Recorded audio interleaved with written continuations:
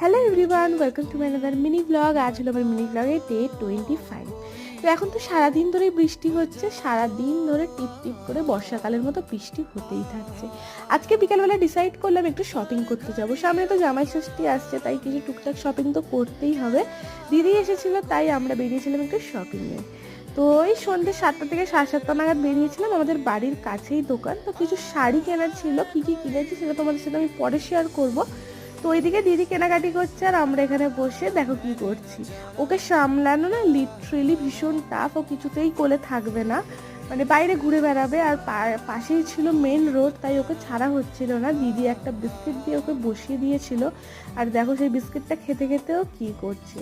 এইভাবে যা হোক করে ওকে সামলে আমরা শপিংটা কমপ্লিট করলাম। দেন ও আর দিদি বাড়ি চলে গেল, আমি মার সঙ্গে বাড়ি চলে এলাম।